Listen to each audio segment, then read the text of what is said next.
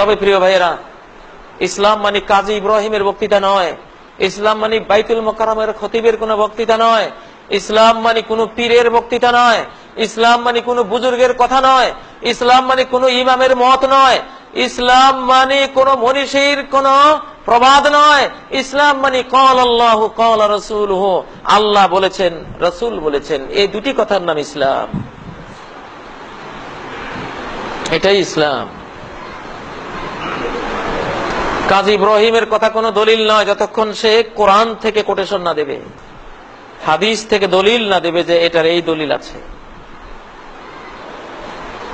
এখানে 1 শতক জমিন কিনতে আপনারা 25 থেকে 50 বছরের দলিল ঘাটাঘাটি করেন। 1 শতক জমিনের মূল্য না হয় 10 লক্ষ টাকাই হবে, না হয় 20 লক্ষ টাকাই হবে। 10-20 লক্ষ টাকার একখানি জমিন নিতে 25 থেকে 50 বছরের দলিল খোঁজেন।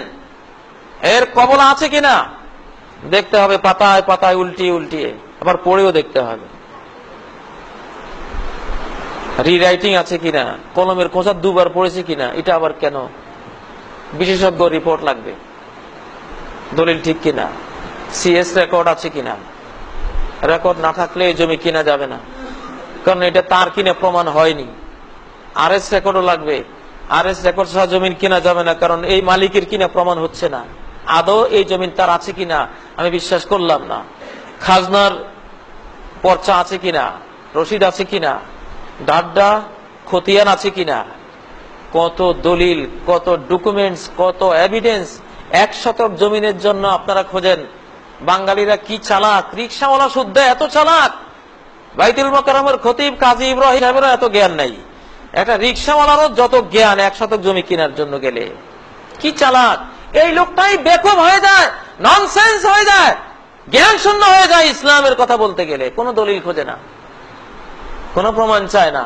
হুজুর বলেছেন, বুজুর্গ বলেছেন। মোল্লা জীবনকে একজন বললেন, হুজুর আপনার তো স্ত্রী বিধবা হয়ে গেছে। হুজুর ওখান থেকে কাঁদতে কাঁদতে নিজের বাড়ি পর্যন্ত আসলেন, অফিস থেকে বুক ভাসিয়ে একেবারে মাটি পর্যন্ত ভিজিয়ে ফেললেন। বাড়িতে এসে স্ত্রীকে দেখে বললেন হাউমাউ করে কাঁদতে কাঁদতে, আহা এই অল্প বয়সে কি করে বিধবা হয়ে গেলা, কিভাবে তুমি বিধবা হলা? স্ত্রী বলে, কি পাগল নাকি তুমি, তুমি বেঁচে থাকতে আমি বিধবা হলাম কি করে? তখন মোল্লা জীবন বলেন, ঠিকই তো বলছো, আমি তো একটু চিন্তাও করলাম না যে লোকটা কি বললো, স্বামী বেঁচে থাকতে স্ত্রী বিধবা হয় কি করে? কয় যে এটা তো একজন মুসলমানে বলেছে, আমি মনে করেছিলাম দাড়িওয়ালা টুপিওয়ালা পাগড়িওয়ালা মুসলমান, উনি কি আর মিথ্যা কথা বলবেন, আমি তো দলিল পত্র খুঁজি নেই। এই হলো অবস্থা বাংলাদেশের মুসলমান। হুজুর বলেছে আর যায় কোথায়, পীর সাহেব বলেছে আর যায় কোথায়, এটা যেন কোরআনের বাণী না। দেখতে হবে, দলিল দেখতে হবে। আপনি 1 শতক জমির জন্য এত বছরের দলিল খুঁজেন।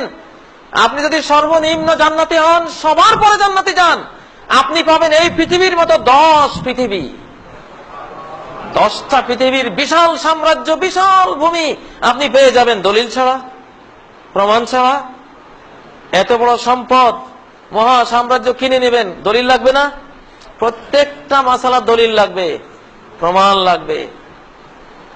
দলিল প্রমাণ ছাড়া কোনটা আমরা নেব না। বাংলাদেশে ইসলাম এসেছে 1300 বছর আগে, কিন্তু দলিল এসেছে, বুখারী এসেছে মাত্র 400 বছর আগে। মুসলিম, তিরমিজি, নাসাই, আবু দাউদ, ইবনে মাজাহ হাদিসের ভান্ডারগুলি এসেছে মাত্র 400 বছর আগে। 1300 বছর থেকে 400 বছর বাদ দিলে আর কত থাকে? 900 বছর। 900 বছর আমরা ইসলাম পালন করেছি কি দিয়ে? মকসুদুল মুমিনিন, রাহে নাজাত, পান্দেনামা, পীর সাহেব বলেছে, মুন্সি সাহেব বলেছে, অমুক ভাইয়ের দরজার মোল্লায় বলেছে, এইভাবে ইসলামকে ফলো করেছি। সর্বপ্রথম শাহ ওলিউল্লাহ রহমতুল্লাহ আলাই উপমহাদেশে এই হাদিসের ভান্ডার নিয়ে আসে। ভান্ডার নিয়ে আসার পরে এখন জরিপ করে দেখি ভুল আর ভুল আর ভুল, যেখানে হাদিস সেখানেই ভুল। কারণ দলিল ছাড়া কারো দলিল ছাড়া জমিন যখন ভোগ করা শুরু হয়, দেখা যায় আপনার জমিন আমি 4 শতক খেয়ে ফেলছি, আবার উনি আপনার জমিন 3 শতক নিয়ে গেছে। কারো আইল ঠিক নেই, কেউ 10 হাত গিয়েছে, কেউ 3 হাত, কেউ 5 হাত, কেউ 6 হাত, কারো আইল সীমানা ঠিক নেই। তখন কি করতে হয়? জরিপ চালাতে হয়।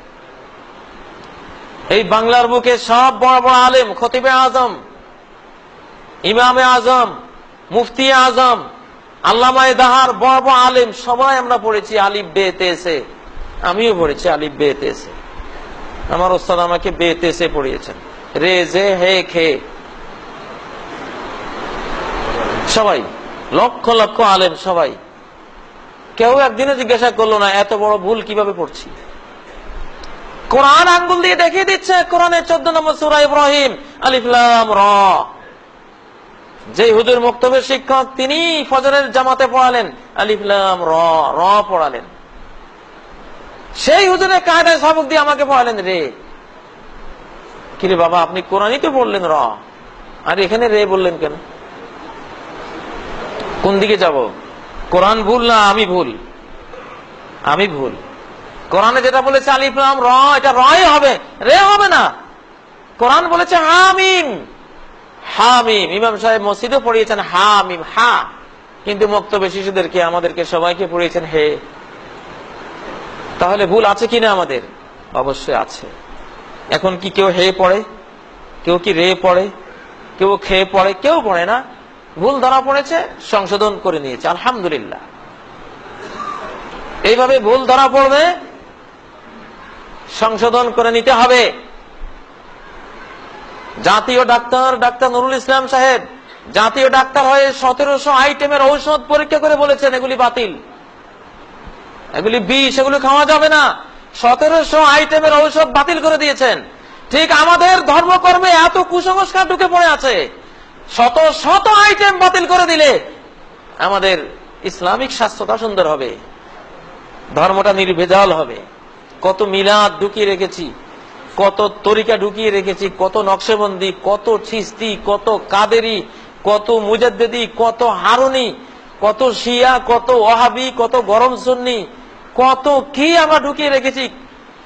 আজীব তামাশা, ভেজাল আর ভেজাল আর ভেজাল।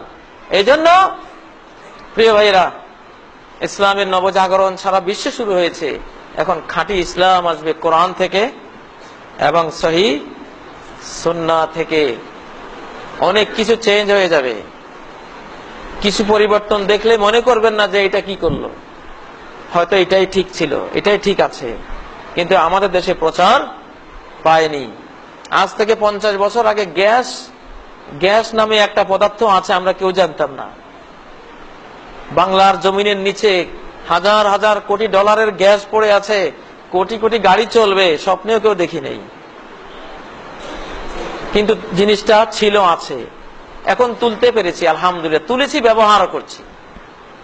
এখন যদি গ্যাস দেখে কেউ বলে আমার বাপ চাচারা চলে গেছে গ্যাস ছাড়া, কখনো কোনোদিন গ্যাস দিয়ে গাড়ি চালাতে দেখি নেই, কোত্থেকে তুমি এটা নিয়ে আসছো, এটা আমি বিশ্বাসই করি না, এটা বাদ দাও। আরে ভাই, গ্যাস ছিল তো, শত শত বছর থেকে এটা ছিল, আমরা আবিষ্কার করতে পারিনি। ইসলামে অনেক জিনিস আছে। নামাজের মধ্যে দেখবেন আজকে মসজিদে অনেকে আমিন জোরে বলেন, এটা খনির মধ্যে ছিল, আমরা টের পাইনি। এখন খনি থেকে আহরণ করে আনা হয়েছে, টাটকা জিনিস। আমল করো। আল্লাহ রাসূল মুহাম্মদ সাল্লাল্লাহু আলাইহি সাল্লাম সম্বন্ধে সহিহ হাদিসে এসেছে, ইজা ফারাগা মিন গায়রিল মাগদুবি আলাইহিম ওয়ালাদ-দাল্লিন ক্বালা আমিন ওয়া রাফা বিহা সাওতা। আল্লাহ রাসূল সাল্লাল্লাহু আলাইহি সাল্লাম নিজে ইমামতি করার সময় যখন ওয়ালাদ-দাল্লিন পর্যন্ত পড়তেন, তখন আমিন বলতেন, ওয়া রাফা বিহা সাওতাহু, তার আওয়াজকে সুউচ্চ করতেন, সবাই শুনতে পেত। এবং পেছনে সবাই আমিন বলতো, যেটা মক্কার বাইতুল্লাহতে, কাবাতে, যে কাবার দিকে ফিরে সবাই নামাজ পড়েন, সেই কাবাতে এই আমিন জোরে আছে কিনা? অবশ্যই আছে। আমি এটাই দলিলে আছে, এটাই 62 সালের রেকর্ডে আছে, সিএস রেকর্ড, আরএস রেকর্ড, ডাড্ডা, কবলা, সব রেকর্ড পত্র এটার পক্ষে। আপনি যদি বলেন যে বাবারে আমার বাপ চাচারা করে নাই, ওনারা টের পান নাই, আমি তো টের পাই নাই। আমি কাজী ইব্রাহিমে তো আমার ছাত্র জীবনে জোরে বলতাম না, আমার ওস্তাদরাও জানতো না, আমিও জানতাম না। এখন আমার বাপ চাচারা গরু গাড়িতে করে হাট বাজার করেছে, সেজন্য আমি কি বলবো, এখন প্রাইভেট কার, জিপ, এগুলি ভালো না। আমার বাপ চাচারা কেউ এগুলি ব্যবহার করেন নাই, অতএব যেই গরু গাড়িতে আমার বাবা জীবন কাটিয়ে কবরে চলে গেছেন, আমার পিতামহ যে জীবন কাটিয়েছেন, সেই ঐতিহ্যবাহী ঐতিহাসিক গরুর গাড়ি দিয়েই আমি ঢাকা থেকে সিলেট আসবো, মাহফিলে অংশগ্রহণ করব। এই যদি আমি গরু গাড়িতে চড়ে রওনা দেই, আলহামদুলিল্লাহ মাসখানিক লাগবে আমার সিলেট পৌঁছতে। ব্রেইনটাকে সতেজ রাখতে হবে, যেটা সত্য পাওয়া যাবে, দলিল প্রমাণে পাওয়া যাবে, গ্রহণ করতে হবে, গ্রহণের মানসিকতা থাকতে হবে। এক জায়গায় জমে বসে থাকলে হবে না, তাহলে আপনি পিছিয়ে পড়ে যাবেন। যারা আমিন জোরে বলবেন, তারা এই জোরে বলার একটা সুন্নত জিন্দা করার কারণে প্রতি রাকাতে 10টা নেকি বাড়তি পেয়ে জান্নাতের ফার্স্ট ক্লাসে চলে যাবেন, আর আপনি পেছনের কাতারে পড়ে থাকবেন। আল্লাহ নবী বলেন, মান আহাব্বা সুন্নতি ফাকাদ আহাব্বানি, আমার যে কোনো সুন্নত জানতে পেরে যে সুন্নতটাকে ভালোবাসলো, সেটা আমাকেই ভালোবাসলো। ওমান আহাব্বানি কানা মাই ফিল জান্নাহ, আর যে আমাকে ভালোবাসবে সে জান্নাতে থাকবে আমার সাথে।